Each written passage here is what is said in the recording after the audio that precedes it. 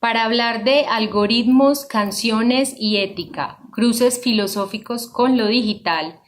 Invitamos al argentino Tomás Balmaceda, doctor en filosofía de la Universidad de Buenos Aires, con experiencia de más de 10 años en el trabajo del área de filosofía de la mente y los cruces de la filosofía y la tecnología. Especialista en la filosofía analítica, el arte y la filosofía de la tecnología. Lo acompaña Nicolás Madoeri, especializado en diseño de estrategias para proyectos musicales, marketing digital y formación en gestión musical. Abocado al desarrollo de plataformas y herramientas para la nueva industria musical. Es fundador y director del sello discográfico Concepto Cero, con más de 9 años en el mercado, y codirector de la empresa de música 432 Hz. Representante de la agregadora y distribuidora digital Dito Music en Argentina y secretario a la Asociación de Sellos Independientes de Argentina. Bienvenido Tomás y Nicolás y todos ustedes que están en pantalla. Bueno, ¿cómo va? Bienvenidas y bienvenidos a todos a esta edición virtual de Circular. Muchas gracias, Carolina, por la presentación. Gracias, Octavio. Gracias a Sergio. Digo, como siempre, es un lujo, digamos, formar parte de Circular, digo, de este encuentro en el que nos reúne discutiendo sobre qué está pasando hoy en la música en Latinoamérica. Digo, esta vez para todos es particular, digo, todos extrañamos no estar en Medellín, pero también, bueno, es una posibilidad de ampliar horizontes, de ampliar posibilidades, y creo que este espacio es un poco algo de eso. Digo, hoy vamos a charlar, bueno, yo voy a acompañar ahí a Tomás Balmaceda, que es doctor en filosofía y entre otras cosas, como ya habrá presentado Caro y como se va a presentar ahora, pero digo, con Tomás nos une un montón de preguntas en común y esta charla que van a ver ahora empezó en febrero, es previa a la pandemia.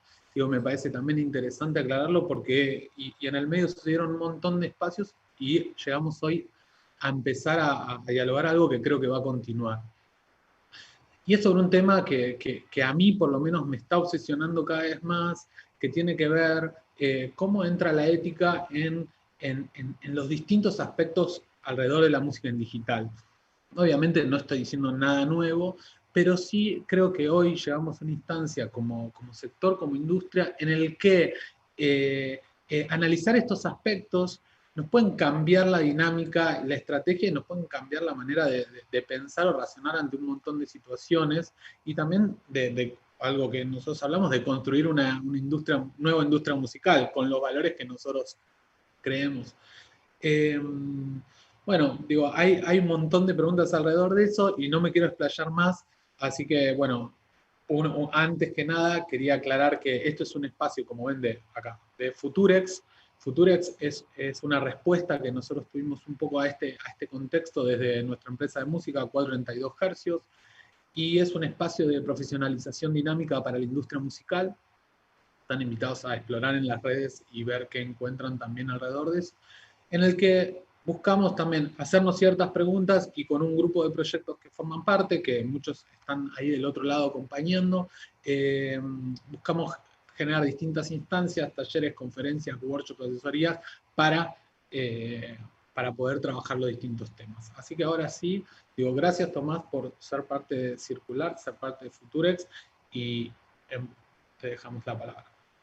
Bueno, Nico, muchas gracias y muchas gracias a todos los que nos están viendo. Le vamos a pedir que participen, que sean activos en este encuentro, que esperamos que sea distinto, que sea diferente.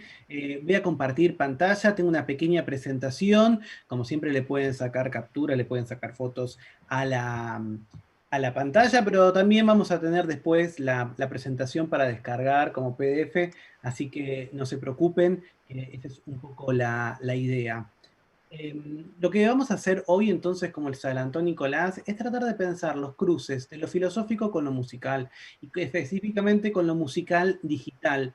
Un universo, o por lo menos dos universos, que no siempre van de la mano, pero que me gustaría mostrar que nacieron juntos y que tienen mucho para trabajar, a pesar de que no siempre lo estamos pensando.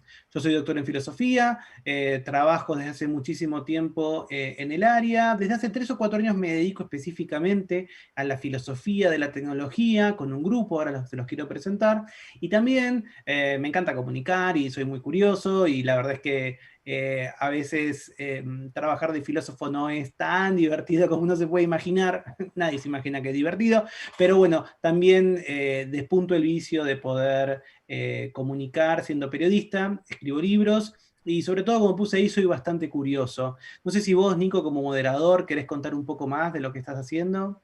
No, bueno, digo, ya saben, y yo vengo a sumar un poco mi visión en el marco directamente de estar involucrado en los proyectos y en el desarrollo de estrategias digitales, tanto desde 422 Hercios como desde Dito Music. Así que, Espectacular. Bueno, nada, y solo les quiero contar, pero para sentirme un poco bien, porque van a decir, pero este filósofo, ¿por qué habla de música?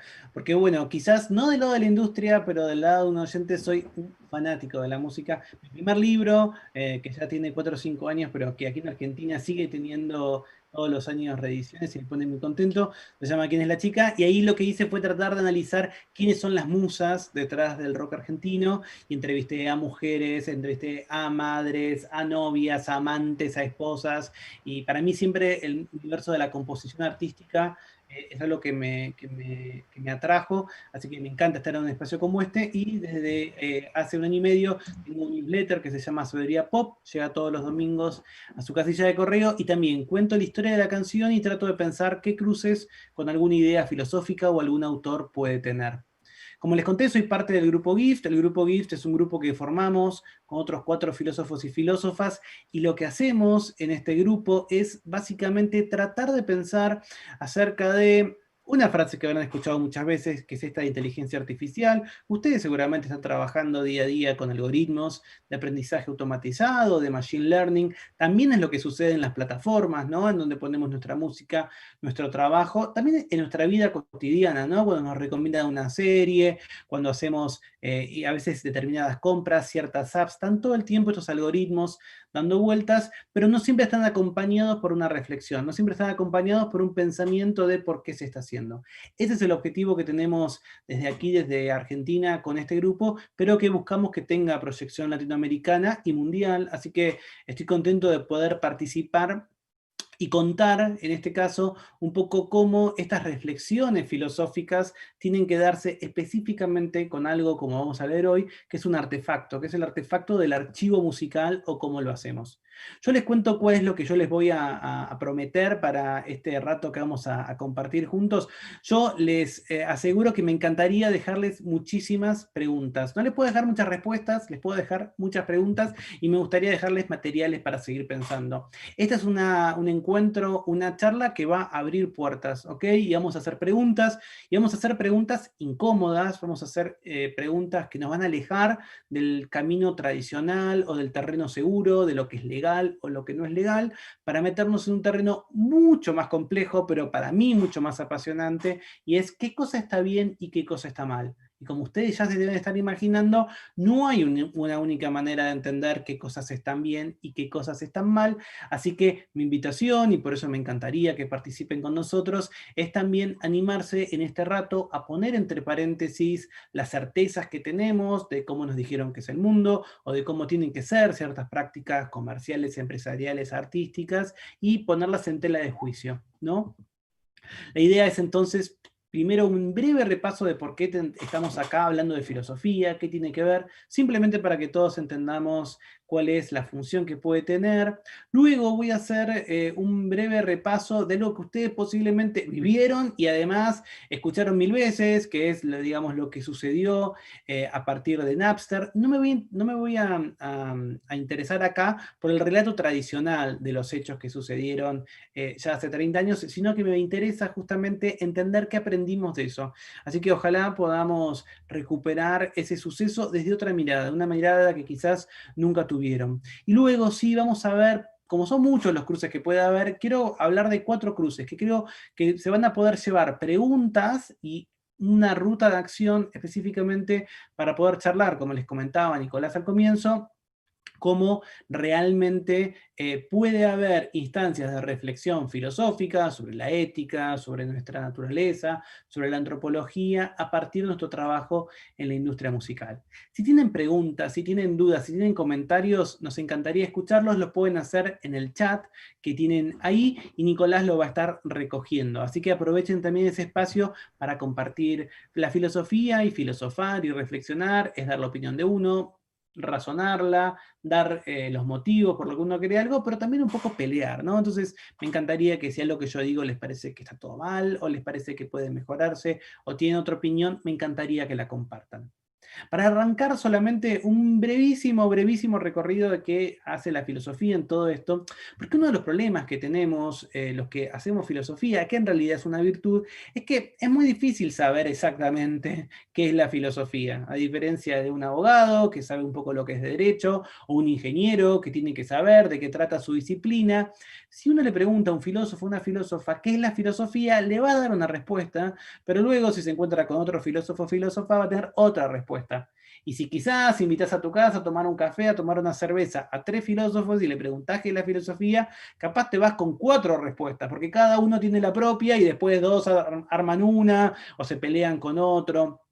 Es una palabra que está muy semantizada, pero que también es una de las disciplinas que más ha acompañado a la civilización. Entonces, cuando uno puede pensar y revisar textos que tienen más de 2300 años y que nos siguen interpelando, pienso por supuesto en Platón, en Sócrates, en presocráticos, leemos el banquete y todavía hoy nos habla a nosotros sobre el amor, ¿no? Entonces, la idea es, bueno, ¿qué va a ser exactamente la filosofía? Sobre todo porque estoy seguro que tanto allí en Colombia como aquí en Argentina, todos tenemos alguna experiencia media traumática con la filosofía en el colegio, ¿no? Como que todas las veces que nos hemos enfrentado a leer esas cosas esos tomos gigantescos, pesados, muchas veces nos ha dado un poco de fiaca.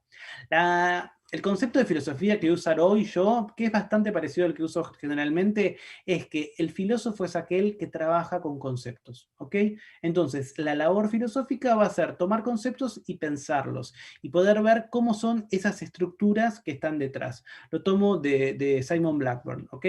La idea entonces es que la filosofía, tal como la entiendo yo, tiene que usar el lenguaje de todos los días, el lenguaje ordinario, el lenguaje de la calle, y aplicarlo a los distintos escenarios. Hoy lo vamos a aplicar al escenario de los artefactos y específicamente a los artefactos de la industria musical, ¿ok? Entonces, la filosofía se pregunta por un montón de cosas, se pregunta por el amor, se pregunta por el arte, se pregunta por la mente, si existe Dios, qué es la muerte, pero también se pregunta por lo segundo que nos viene a nosotros, nos convoca hoy, qué es la tecnología. Y aquí también, como prolegómeno, me gustaría hacer un pequeño granito de sal para que estemos por lo menos con esta pregunta. ¿Por qué a veces, si yo digo tecnología, todos pensamos en el último teléfono inteligente, en el último iPhone, en las compus que presentó ayer Apple? ¿Por qué pensamos eso? O algo completamente sofisticado. Quizás alguien, yo digo tecnología y piensa en un robot, o piensa en su parlante inteligente, o quizás en su auto, o en un Tesla, no sé. ¿Qué es lo que nos sucede? Porque en realidad la tecnología, y eso también es algo que me gustaría dejarlos para reflexionar, es parte de la naturaleza humana. Si nosotros vemos a la tecnología como opuesta, como diferenciada a la naturaleza humana, vamos a estar cometiendo un error. Nosotros tenemos un contacto con la tecnología que es constante y que incluso precede a nuestra especie, porque hay artefactos técnicos que son previos al Homo sapiens sapiens. Imagínense cuando alguien en algún momento, hace millones de años atrás, porque estaba cansado, o porque estaba herido, o porque tenía que subir un camino empinado, agarró una rama y lo empezó a usar como un bastón. Eso es tecnología. Cuando alguien toma una piedra y la lanza, eso es tecnología. Vuelve algo natural, un artefacto. La piedra que yo tomo de la calle la puedo usar, esto es muy común en Argentina, no sé si lo será también en Colombia, la puedes usar en la cancha de fútbol para tirársela, está mal esto, a algún jugador de fútbol o a un referí o un árbitro que no te gusta, pero también lo usaban los que leímos Romeo y Julieta, sabemos que Romeo le tiraba piedritas a Julieta en ese famoso balcón para que se asomara. Entonces, una misma acción con un mismo elemento, según la intención que le pondremos, lo puede cambiar. Entre la piedrita que tiraba Romeo y Julieta y nuestro último iPhone de generación 14.000, no hay mucha diferencia. Justamente, la idea es que nosotros ya estamos acostumbrados a que nuestra misma naturaleza esté unida por la tecnología. Entonces, dejemos de pensar que la tecnología es algo ajeno al humano porque estamos todo el tiempo rodeados de ella. Pero no son solo pantallas. ¿Saben qué es la tecnología? La tecnología que nos atraviesa y que explica quiénes somos, el lenguaje, la grafía, cuando nosotros escribimos, la manera que podemos dejar anotado nuestros pensamientos, la notación musical, la composición. Todo eso es posible gracias a la tecnología, los instrumentos musicales, la manera en que podemos tener marcas para saber cómo cantar o guardar exactamente qué es el tipo de tono o de nota que yo quiero tener. Entonces, solamente para que podamos estar en la misma página, me gustaría que piensen que la filosofía es esta idea de poder repensar conceptos, y hoy lo que vamos a hacer es incluso conceptos que estamos seguros de lo que sabemos, tal vez nos hace falta volver a pensarlos y después entender que quizás sí estamos acá porque queremos hablar sobre plataformas de streaming o porque queremos hablar de algoritmos de inteligencia artificial que hacen recomendaciones de podcast, pero también la tecnología está adentro de nuestra vida de una manera muy, muy unida. ¿Ok? Y por último, para terminar, otra cosa importante que me gustaría hacer como prolegómeno, yo les aseguro que esto es necesario para, estamos como armando los distintos escalones para subir esta escalera. Lo último que yo les quiero mostrar es tratar de abandonar otra de los mitos que hay alrededor de la tecnología, y es esta idea de que la tecnología no es ni buena ni mala, sino que es como lo usás, ¿no? En general, un ejemplo que se usa es un cincel, esa herramienta que usa un escultor. Bueno, un cincel en las manos de Miguel Ángel me da el David, me da esa escultura que nos acompaña desde hace siglos y que parece como uno de los picos de la creatividad humana. Pero ese mismo cincel en la mano de un asesino es un arma mortal y podría matar a alguien. Bueno, es más complejo. Lo cierto es que hay muchísimo escrito y hay muchísimo pensado, sobre todo en el siglo XX, acerca de cómo ya el diseño mismo de la tecnología tiene capas éticas. ¿Qué significa que tenga capas éticas? Que tiene capas que nos permiten hacer valoraciones de lo que está bien o lo que está mal. Cuando nosotros tomamos decisiones sobre la tecnología que estamos usando, estamos tomando decisiones, por un lado, a partir de lo que podemos llamar valores intrínsecos, que son los valores vinculados con la tecnología, pero también con valores extrínsecos, es decir, con los valores de cómo quiero que yo sea la sociedad. Espero que hoy eso les quede claro con los ejemplos que vamos a contarles con Nicolás, cómo incluso cuando tomamos decisiones que nos parecen que son completamente personales, que nos parecen que no tienen que ver con lo que sucede, digamos, con el resto del mundo. Sin embargo, cada una de las decisiones que tomamos están expresando cómo yo deseo que sea el mundo y lo está transformando. Todos tenemos el poder, incluso siendo un profesor de filosofía como yo, todos tenemos el poder de cambiar un poquito esa realidad. Entonces, cuando a veces nos quejamos de cómo es la realidad, a veces con Nicolás, cuando charlamos estos temas, como él estuvo contando hace muchos meses que pensamos en estas cuestiones, en cursos sobre esto, y un tema recurrente, hoy vamos a charlar sobre eso, es decir, bueno, pero ¿por qué tantos músicos o tantas personas de la industria musical se quejan de esta plataforma, pero no la abandonan? ¿O por qué piensan que es injusto esta práctica comercial y sin embargo sienten que no les queda otra más que aceptarla? Bueno, quizás porque no estamos del todo tomando en cuenta cómo nosotros efectivamente podemos, con nuestras acciones, cambiar esa realidad, ¿ok? Todas nuestras decisiones que tomemos involucran haber desechado otras. Cada vez que uno hace un boceto, escribe algo o decide ponerle una cierta producción a algo o contarlo de una manera o promocionarlo de otra, cada decisión que tomamos involucra que hay un montón, todo un universo de otras decisiones que no hemos tomado. La vida nos llegó hasta acá.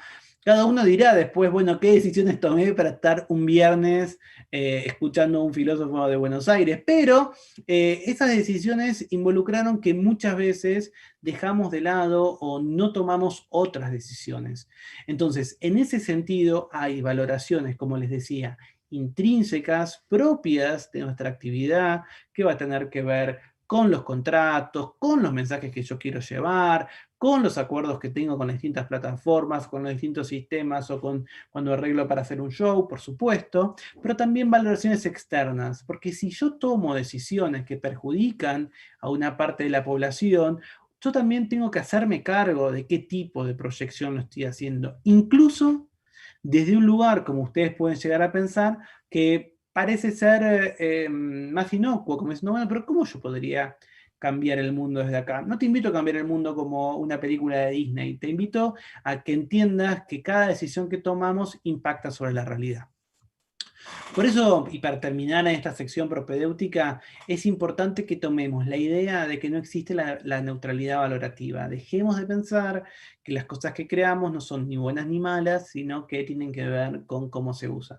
Ustedes me van a decir, Tomás, pero lo veo un montón, lo siento un montón, veo que la gente lo dice. Bueno, la filosofía te invita a que pongas en duda eso, y que lo pongas en crisis, y que quizás no sea tal como parece, que podamos efectivamente transformarlo. Antes de empezar a hablar entonces sobre distintos casos, me gustaría hacer esta aclaración. Nosotros vamos a estar hablando en el mundo de la filosofía. Hablar en el mundo de la filosofía involucra poder hablar, como yo les conté, sin prejuicios. Tratar de quitarnos los ropajes que trajimos y tratar de pensar que las cosas pueden ser de una manera distinta como creamos que es. Por supuesto, no es que somos completamente libres, ni tampoco podemos pensar que nuestra sola voluntad es suficiente. Pero sí es importante entender que esta charla y estos debates que vamos a tener no son debates legales. No son debates sobre lo que dice la ley, o lo que está prohibido, o lo que está permitido. Nos vamos a sacar de encima esas cadenas. Va a dar miedo, porque vamos a hacernos preguntas que quizás no tienen que ver. Hay una cierta seguridad de decir, ok, esto yo no lo puedo hacer porque me lo impide la ley. ¿Qué pasa cuando empezamos a pensar otra cosa?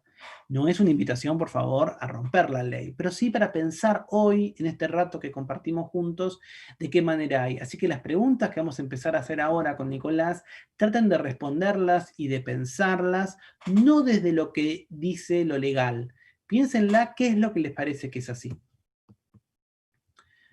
La previa es, como yo les conté, qué es lo que sucedió a partir de este caso. Nosotros lo vamos a llamar el affair Napster para tratar de que tenga algo distinto de la manera en que tantas veces lo hemos mostrado, pero que nos va a hablar exactamente sobre una problemática que estamos viviendo y que seguimos viviendo, pero que comenzó en ese momento y se va reinsertando. Cada vez que hay una innovación, la realidad, el status quo cruje, se choca con eso, se siente incómodo, no termina de adaptarse. Los ejemplos son muchísimos. Rara vez una revolución fue una revolución tecnológica, una revolución técnica, una revolución de la manera de producción, fue pacífica en el sentido de que la gente dijo, ah, buenísimo, adapto esto, voy para allá. Al contrario, hubo resistencia, hubo debate, hubo campañas de desprestigio, hubo intentos del viejo orden por tratar de cambiarlo. Veamos muy brevemente el caso que ya me imagino que todos conocen para entender si podemos sacar de ahí alguna enseñanza, alguna moraleja.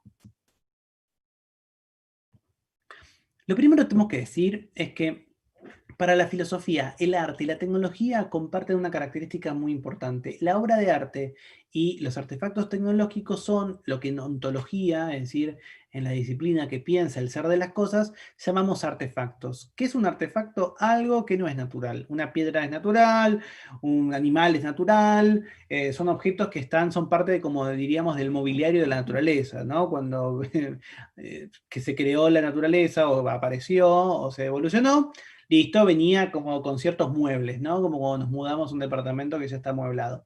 Los artefactos, en cambio, tienen que ver con cómo nosotros transformamos esas materias primas, y le damos otro impulso. Puede ser, como yo les dije, nuestro teléfono, que también tiene materias primas que salen de la realidad, de la naturaleza, pero que son altamente, muy altamente procesados esas materias primas hasta llegar al teléfono.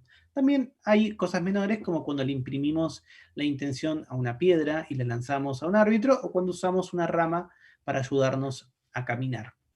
Lo que tienen en común, entonces, es que yo cuando transformo la realidad y hago este artefacto, tengo dos caminos. O puedo hacer una obra de arte, como puede pasar con una pieza musical, con, por supuesto, un libro, una película, un cuadro, y también puedo crear artefactos tecnológicos, que son justamente estos artefactos que nos ayudan con alguna función, completan alguna innovación. Cuando apareció la posibilidad de compartir archivos musicales, digitales, de golpe esa innovación, que sin dudas, yo cumplí este año 40, o sea que lo viví, yo soy quizás como muchos de ustedes, de la generación que tenía y que todos mis ahorros, o que yo trabajaba lavando el auto, cortando el césped de mi casa para comprarme CDs, compact disc, ¿no? Y era como lo mejor que me parecía, y me crié en una casa en donde había cassettes dando vueltas, ¿no? Y yo vi aparecer el MP3 y cómo esa aparición de estos formatos entonces digitales que se podían compartir, realmente fue una revolución que todavía hoy seguimos viviendo, ¿ok? La aparición de estas plataformas, nada, permitieron que las personas justamente envíen y almacenen música a través de Internet, ¿ok? Entonces eso se da con que en paralelo empezó a desplomarse, ¿no? El universo de los CDs, el universo de la venta de lo físico empezó a cambiar. Primero aparecieron la posibilidad de copiar esa información en formatos físicos y luego nadie quiso los formatos físicos, apareció el iPod, aparecieron los teléfonos celulares, desde hace más o menos 10 años que nos permiten escuchar directamente ahí archivos y hoy estamos en la era del streaming, donde ni siquiera tiene que estar físicamente el archivo en mi dispositivo. Cuando yo les decía que la innovación, siempre la buena innovación, la innovación revolucionaria, se da de bruces, choca con lo que sucede con lo que sucede en el status quo, en la realidad, en cómo nosotros planteamos el mundo.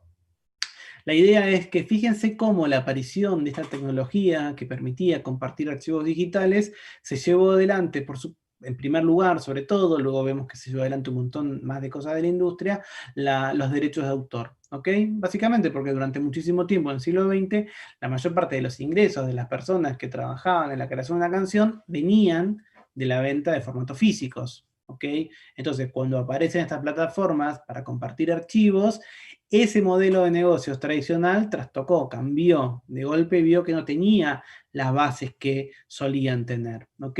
Y ahí nace esto que podríamos llamar la lucha contra la piratería, ¿ok? Y de algún modo creo que ya han pasado 20, 30 años de eso, nos damos cuenta cómo de algún modo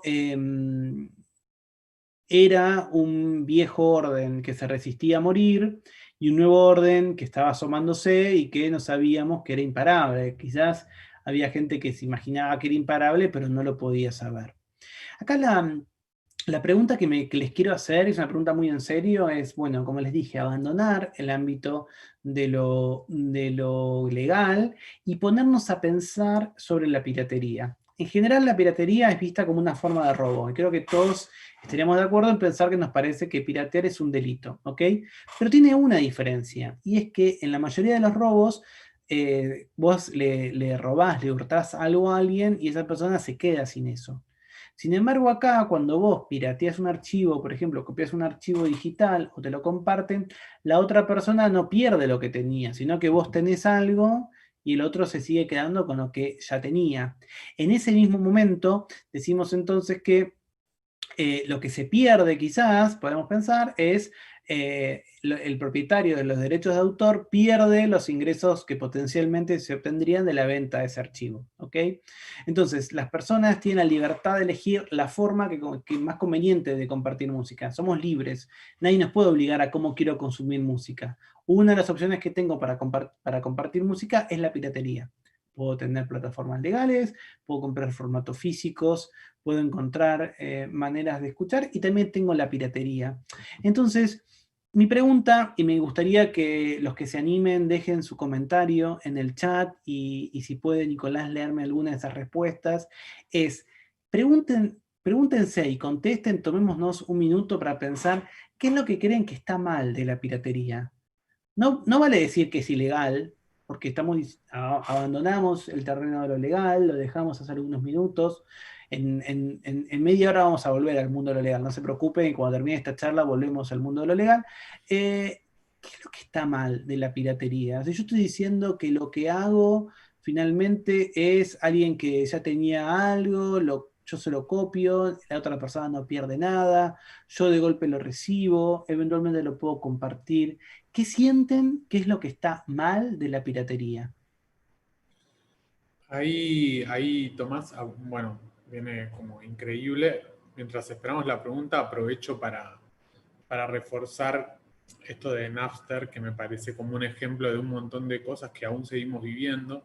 Hay una película que ahora pongo el link en el chat de Facebook que se llama Downloaded, que explica justamente lo que pasó, o sea, obviamente desde una visión desde 10 años después, porque la película es 2015 o más, 15 años después, y habla, y hay muchos artistas, más allá de, bueno, de Lars Ulrich con todo el show que montó, digo, el baterista de Metallica, que incluso se paró en la puerta de la oficina de Napster como quien fuera el fiscal a decir, acá nos están robando. Pero bueno, en lo particular a mí me gusta mucho Nine Inch Nails, y aparece Trent Reznor, que en el 2000 sale en MTV, apenas aparecía Napster, diciendo esto es un desastre, ¿cómo va a pasar esto? Y años después, mismo Trent Reznor con Nine Inch Nails se convierte en uno de los primeros artistas, digo, masivos en lanzar un álbum bajo licencias Creative Commons, o sea, licencia de distribución libre, y decir, no la estaba viendo, no entendí lo que estaba pasando en ese momento, me pasó por encima, y realmente teníamos un chip de una industria, como unas cajas como la conocíamos, bien algo, lo que vos contabas un rato, lo rompió, y era imposible poder verlo en perspectiva porque hasta que no pasara. Entonces ahí Totalmente. me interesa. Leo un par de preguntas a ver Dale. qué aparecen. Bueno, Beatriz Carvel dice, ¿son monopolios artificiales de bienes intangibles? ¿No existen como propiedad intelectual? Me parece que es una respuesta algo puntual. Luciana Balbi responde la pregunta, dice que los artistas no reciban sus regalías. Ok. MR Producciones dice, la piratería está mal porque es valerse del esfuerzo del otro.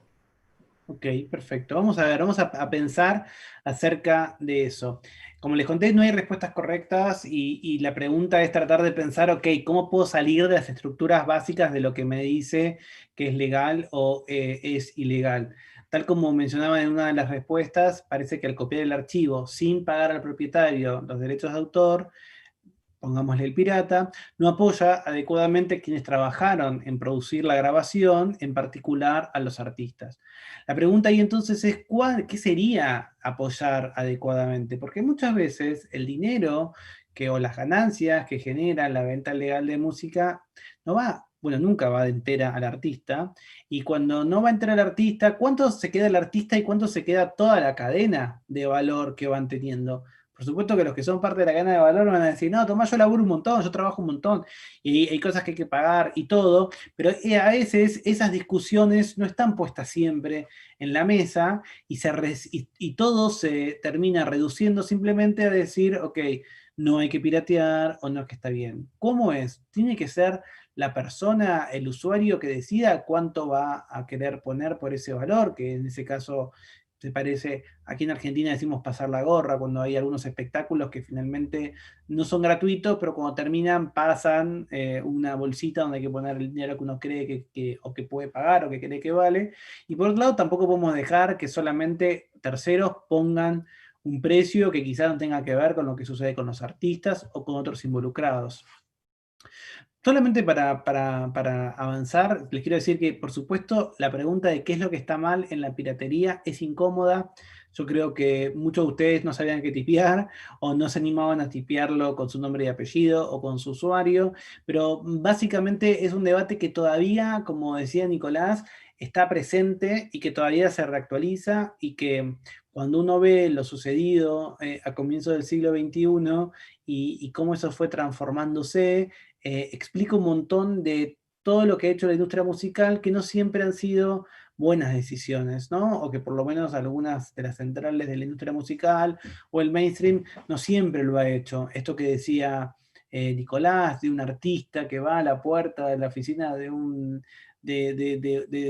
del creador de una plataforma de distribución de archivos para decir que son ladrones, ¿no? Parece que en ese momento faltaban palabras o faltaban categorías para lo que estaba pensando, y lo cierto es que todavía hoy estamos tratando de entender las categorías, porque si uno habla con músicos, con músicas, con personas vinculadas con la composición del arte, tampoco es que están tan satisfechas con el estado actual de lo que sucede en plataformas de streaming. Entonces, la pregunta es, ¿dónde se están dando esos diálogos y quiénes están hablando vinculados con eso?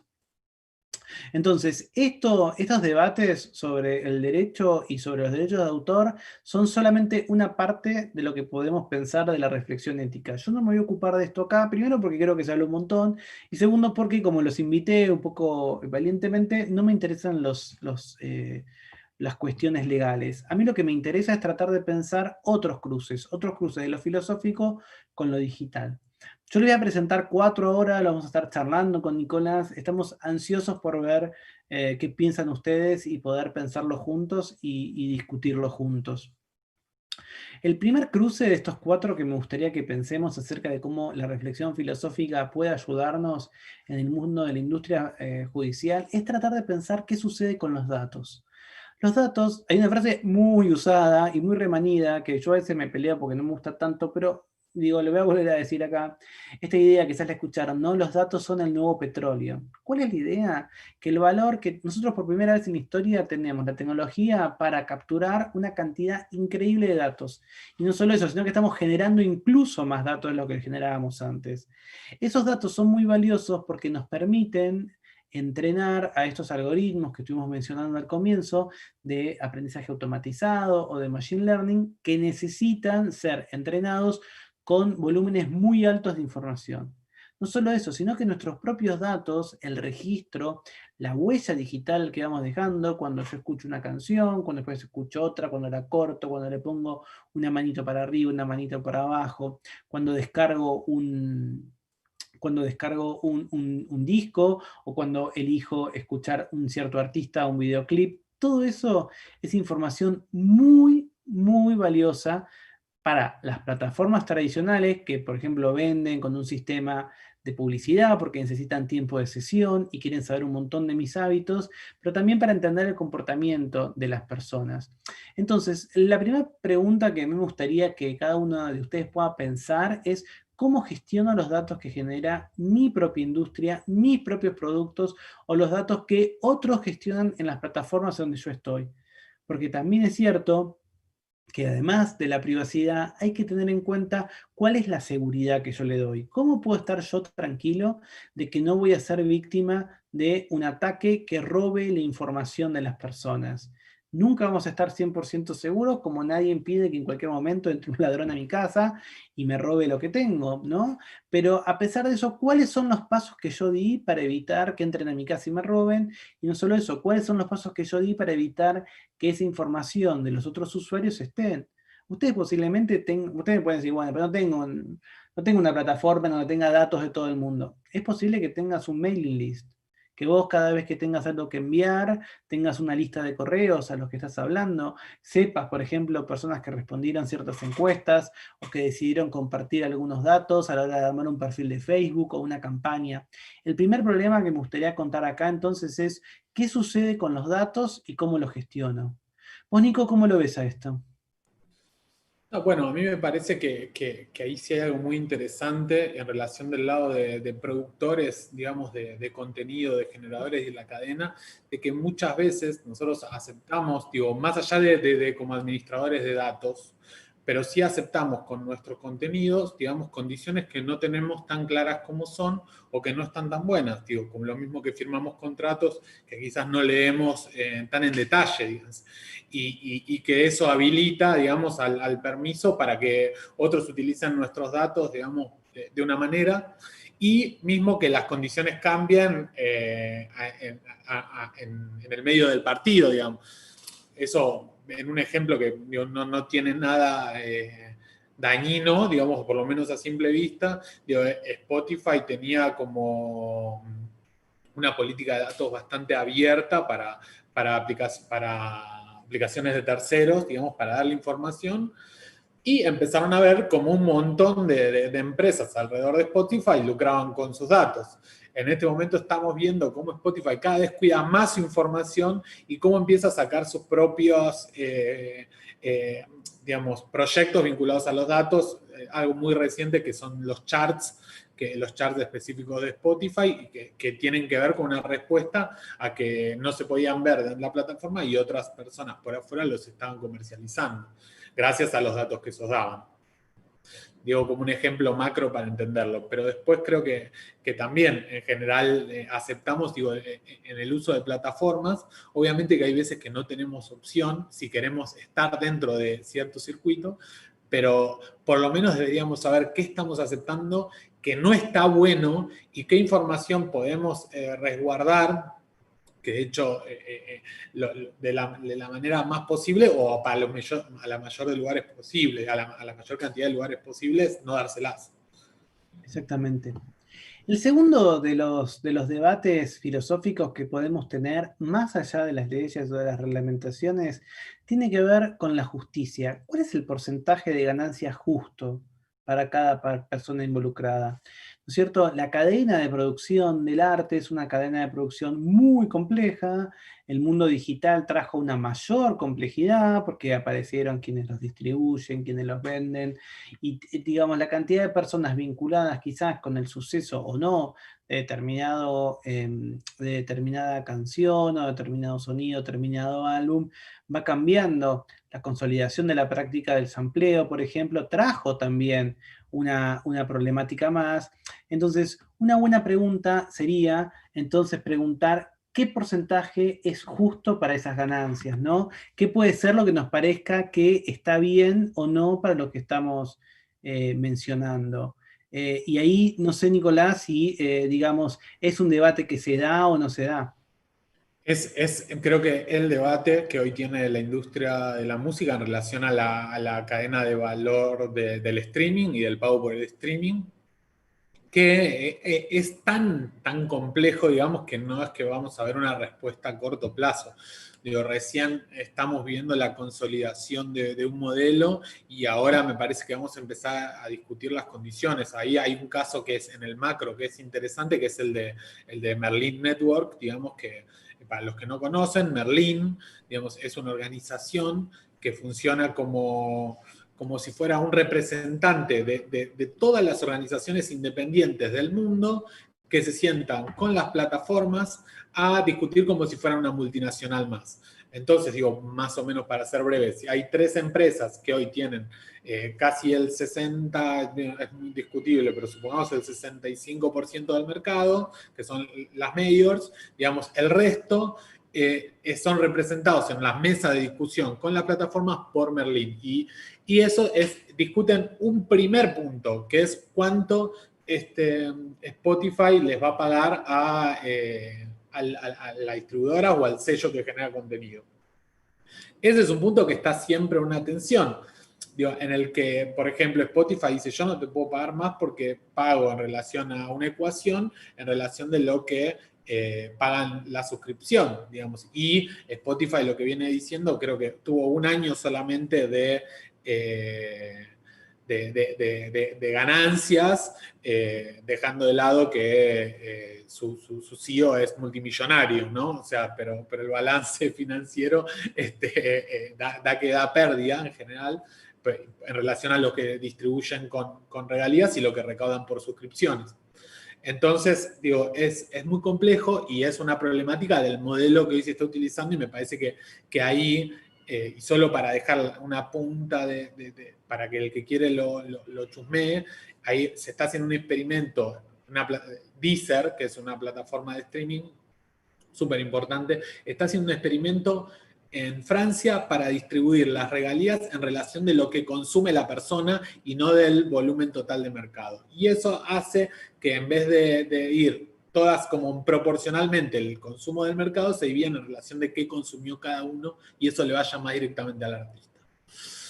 Creo que todos, o sea, lo que sí creo es que todos somos responsables de este debate en uno y en otra instancia, que a veces tenemos, obviamente no tenemos una posibilidad de decisión, pero sí que hay que estar muy atento y que entender qué pasa en cada instancia de la cadena para ver cuánto se paga en streaming y por qué. Digo, como tocando uno de los puntos que es lo que hoy más se habla.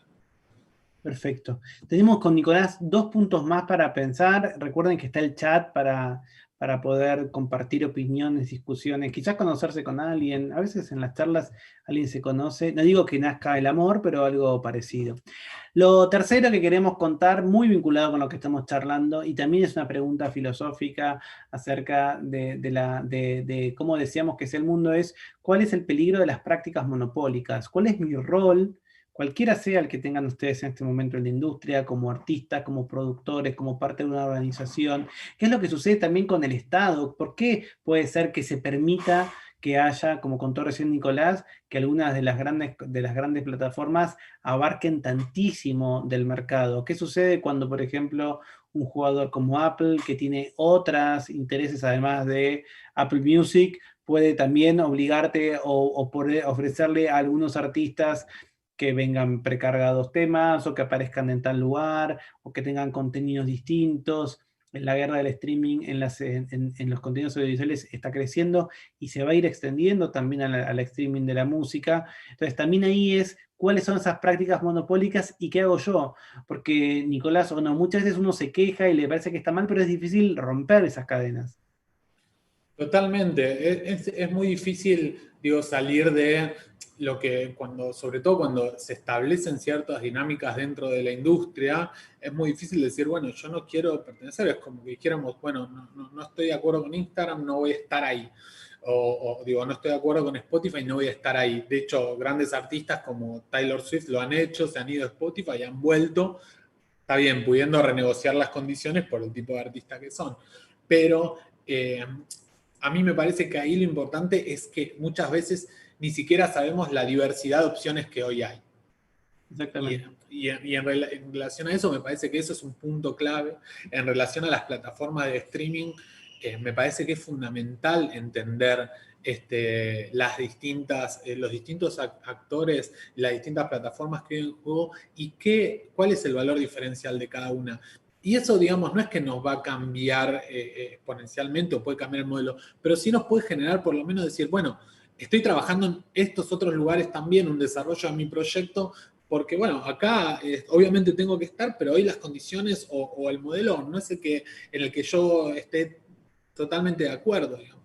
Y me parece que esas son discusiones también y acciones medio claves. Totalmente. Nos queda entonces un último, vamos a tener también el espacio para pensar otras, pero queríamos centrarnos en esto. Y acá puede sonar un poco más insólito, en Argentina diríamos volado, como una cosa muy imaginativa, pero les aseguro que es lo que está pasando. Tenemos que empezar a pensar, para que no nos sorprenda la realidad, qué vamos a hacer con aquellos algoritmos que ya componen e interpretan música. ¿Ok?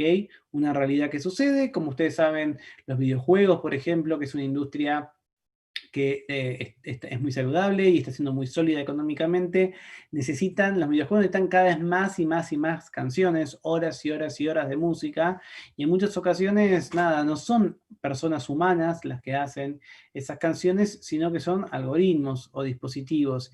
Y ahí también entra la pregunta y la duda, algo que con Nicolás discutimos un montón este año, nada, participamos de encuentros, charlamos con especialistas, ¿cuáles son de quiénes son estos derechos y si la misma idea de, por ejemplo, derechos de autor, cómo se aplica a composiciones creadas por algoritmos o si hay que pensar en otro marco conceptual.